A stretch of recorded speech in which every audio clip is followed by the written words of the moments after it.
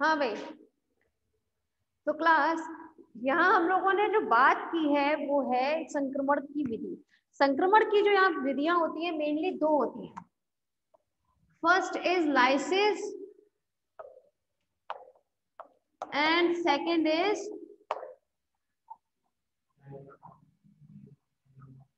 Lysogeny. ठीक है, यहाँ पर लाइसिस और लाइसोजेनी में क्या डिफरेंस रहता है? लाइसिस में हमेशा जो बैक्टीरियल जो डीएनए है आपका, आई मीन टू से ये जो भी आपका वायरस बनाया, आपका डीएनए बनाया था ना जीवाणु, ठीक है, उसमें जीवाणु का लास्ट में लाइसिस हो जाती है। वो लाइसिस मतलब फट जाती है, जो भी आपको क्रियाविधि बताई थी उसमें। ठीक है, तो वो क्रियाविधि जो थी वो पूरी किस में आएगी? लाइसिस में आती है। जबकि लाइसोजेनी क्रियाविधि जो है उसमें क्या होता है, जैसे ही कोई भी आपका जीवाणु भोजी इस पर संक्रमण करता है, ठीक है, तो लाइसिस की प्रोसेस बहुत कम देखने को मिलती है। मतलब जब भी कोई जीवाणु भोजी किसी जीवाणु पर अटैक करेगा संक्रमण के लिए, तब लाइसिस की प्रोसेस बहुत कम होगी। मतलब ये जो आपकी जीवाणु कोशिका है बहुत कम फटती है। ठीक है, तो उसमें क्या होता है अब, तो जो दूसरी प्रोसेस होती है जनरली ऐसी कंडीशन में लाइसोजेनी ही प्रोसेस देखी गई है।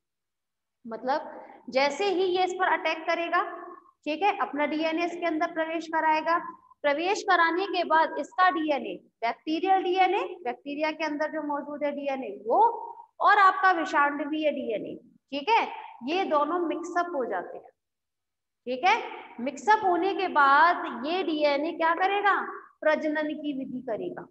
ठीक है, तो अब प्रजनन के बाद यहाँ पर जो भी आपके बैक्टीरिया बनेंगे उसमें दोनों ही प्रकार के आपके वो देखने को मिलते हैं डीएनए। जैसे ये आपका बैक्टीरियल डीएनए है और ये आपका वायरल डीएनए। ठीक है, तो अब ये आगे जाके फिर से ये क्या करेगा? रेप्लिकेट करेगा। रेप्लिकेट से मतलब यहाँ पर रिप्रोडक्शन करता है, प्रजनन करेगा। तो यही चीज आगे चलती जाएगी। ठीक है, फिर एक टाइम पर आप लोग जानते हैं, हालांकि भी कुछ टाइम में बताया भी जाएगा कि ये आगे चलकर धीरे धीरे 50% डीएनए ही तो जाता है, आप लोग जानते हैं। तो अगर ये नॉर्मल विधि से क्या करता जाए? प्रजनन करता जाए, तो धीरे धीरे ये जो वायरल डीएनए है वो धीरे धीरे खत्म कम होने लगता है। ठीक है ना, 50%, 25 से फिर से आधा हो जाएगा, 12.5 से फिर आधा हो जाएगा।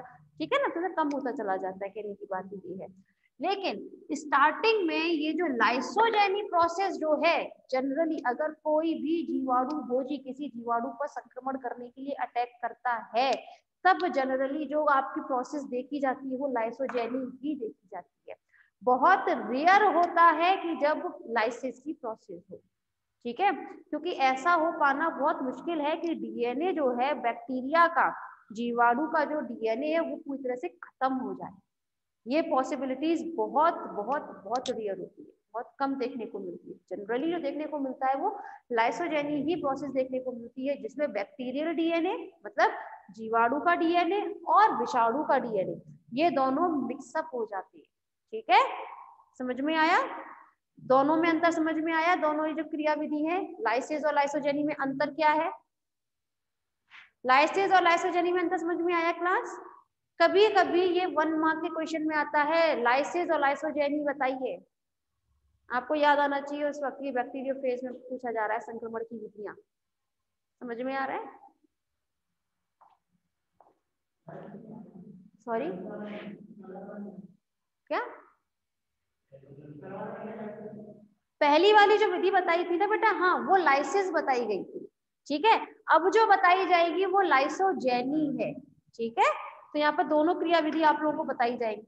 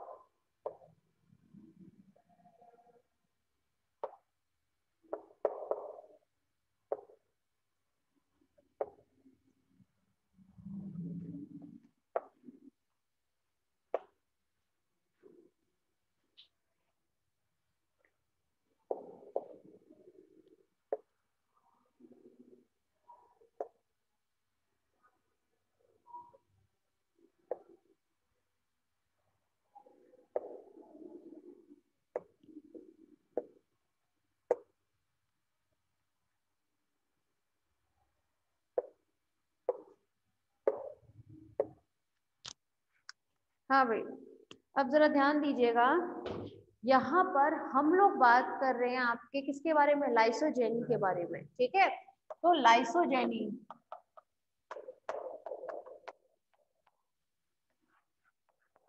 लाइसोजेनी में सेम प्रोसेस जो हमने अभी लाइसिस में पढ़ा था। सबसे पहले कोई भी जीवाणु भोजी अपनी टेल फाइबर की मदद से किसी भी जीवाणु के शरीर पर सेल वॉल से आके चिपकता है, ठीक है।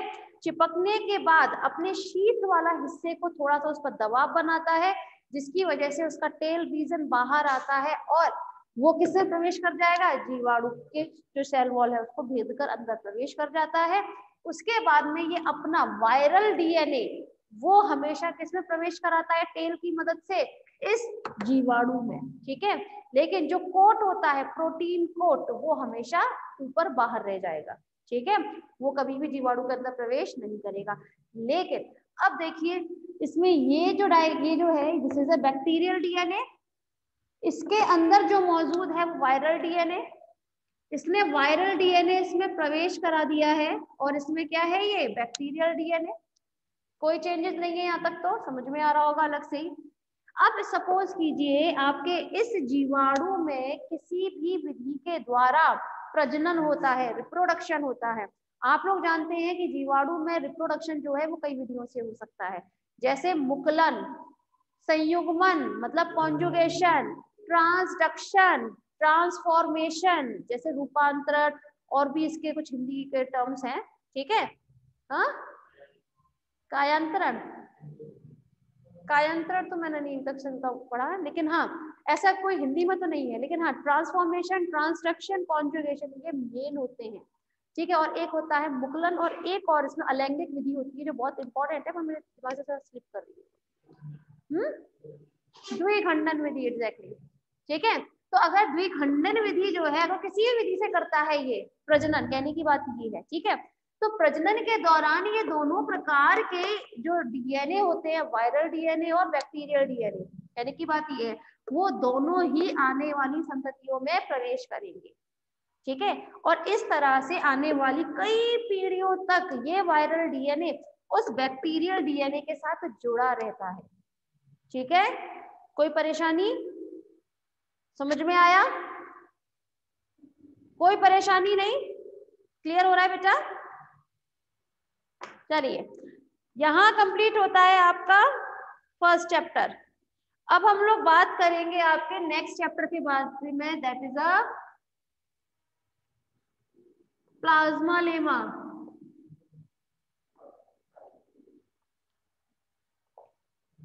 या ऐसे हम हिंदी में बोलते हैं प्लाज्मा कला,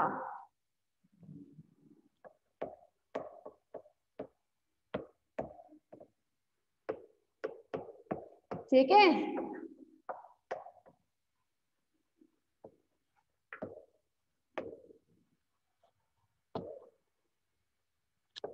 प्लाज्मा मेम्ब्रेन, ठीक है। प्लाज्मा मेम्ब्रेन को हम और किस नाम से जानते हैं,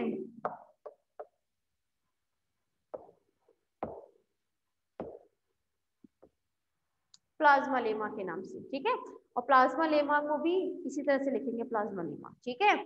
आप लोग जानते हैं प्लाज्मा मेम्ब्रेन, समझ रहे हैं ना, किसी भी जंतु कोशिका के ऊपर का सबसे बाहरी आवरण जो होता है उसे हम क्या बोलते हैं, सेल मेम्ब्रेन, ठीक है। उसी सेल मेम्ब्रेन को हमने यहाँ पर प्लाज्मा मेम्ब्रेन के नाम से जाना है।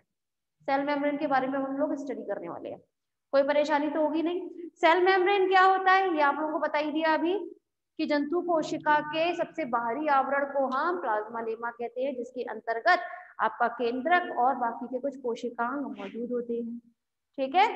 अब हम लोग जब बात करें प्लाज्मा लेमा के बारे में, तो इसकी खोज जो थी वो एक साइंटिस्ट थे जिनका नाम था नागेली, ठीक है, उन्होंने की थी, ठीक है। कोई परेशानी नहीं। अब जब हम लोग बात करें क्लास, तो आपके इसमें सिलेबस में कुछ सिद्धांत दिए गए हैं, सिलेबस में जो आते हैं, ठीक है। जनरली जो है होते हैं टोटल 6 प्रकार के सिद्धांत को साइंटिस्ट ने अपने अलग अलग सिद्धांत दिए थे, ठीक है। जिनमें से जो मेन है, या चलिए आप लोग छोटा सा डायग्राम बनाइए, आपको याद करने में आसानी रहेगी।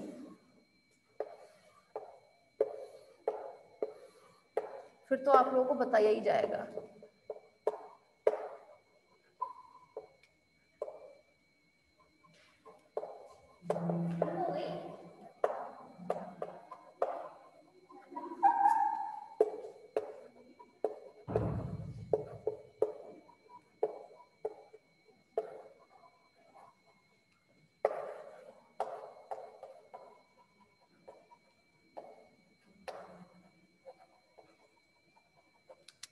ठीक है, यही चीज मैं थोड़ी देर के बाद बताने वाली हूँ एक सिद्धांत में, जैसे हम बोलते हैं रॉबर्टसन का एकक यूनिट सिद्धांत। ठीक है, एक कला सिद्धांत जो था रॉबर्टसन का, उन्होंने भी सेम डायग्राम बनाया था ये।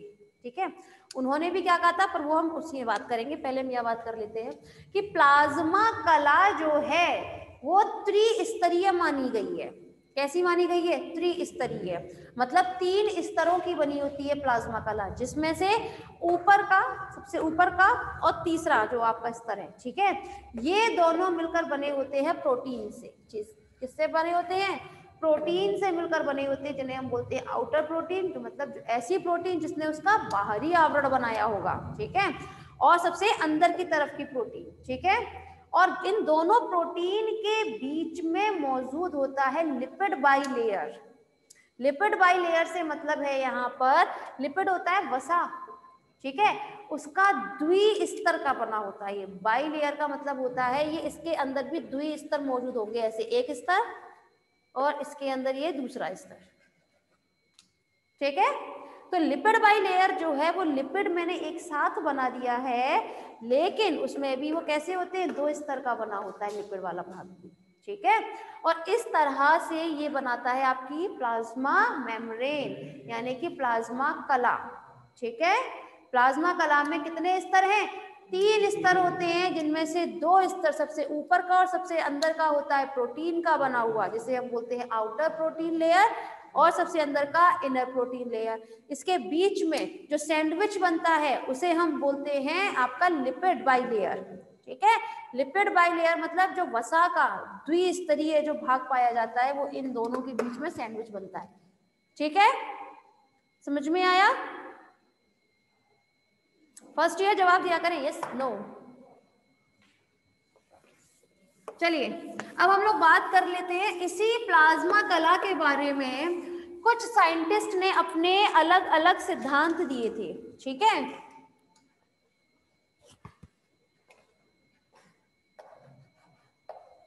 जिनमें से फर्स्ट है आपका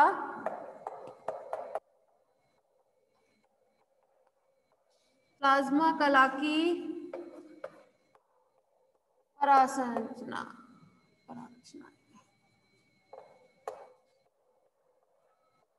ultra structure of plasma membrane. ठीक है,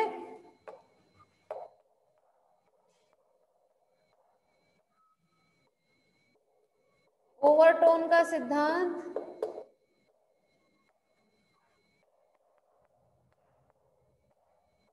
गार्टर व ग्रेंडल का सिद्धांत,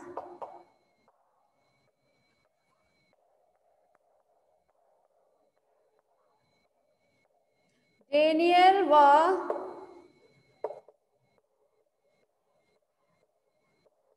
डॉवसन का सिद्धांत,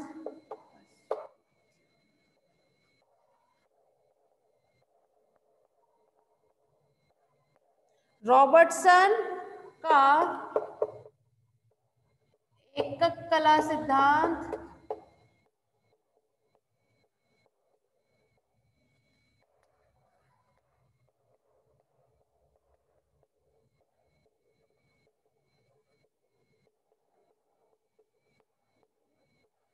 सिंगर व निकोलसन का सिद्धांत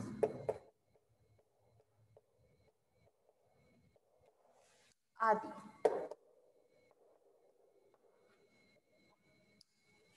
ठीक है, यहाँ पर कुछ साइंटिस्ट ने प्लाज्मा कला से संबंधित कुछ अपने अपने सिद्धांत दिए थे। ठीक है, लेकिन आप लोगों के जो सिलेबस में है वो है रॉबर्टसन का एकक कला सिद्धांत और सिंगर व निकोलसन का सिद्धांत। ठीक है, इसमें से सिंगर व निकोलसन का सिद्धांत बहुत बहुत बहुत ज्यादा इंपॉर्टेंट है। ठीक है, हाँ, लेकिन रॉबर्टसन का भी कभी कभी आ जाता है। रॉबर्टसन का आएगा तो हार्डली 1 या 2 नंबर के भी आता है, लेकिन आपका सिंगर व निकोलसन का थोड़ी ज्यादा मार्क्स में आता है। ठीक है, तो इन दोनों में से ये दोनों ही आप लोगों के बहुत ज्यादा इंपॉर्टेंट है, लेकिन सिंगर व निकोलसन ज्यादा इंपॉर्टेंट है एज कंपेयर टू रॉबर्टसन का यूनिट मेमोरी।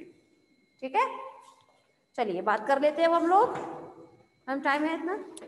यस, अच्छा, तो ठीक है क्लास, हम लोग इसके बारे में फिर कल बात करते हैं, क्योंकि इसमें भी डायग्राम बनाना पड़ेगा। ठीक है, एक खास बात और कि जब हम लोग क्लास बात करते हैं आपकी प्लाज्मा मेम्ब्रेन के बारे में, ठीक है, तो जनरली जंतु कोशिका में भाई हमारा शरीर कोशिकाओं से मिलकर बना हुआ है, ठीक है, तो हर एक कोशिका में इनकी जो एक थिकनेस होती है, मोटाई जो होती है, अप्रोक्स एक जैसी होती है कुछ जगहों को छोड़कर, ठीक है। तो इसकी जो मोटाई मानी गई है प्लाज्मा मेम्ब्रेन की, वो 75 एंगस्ट्रॉम की मानी गई है।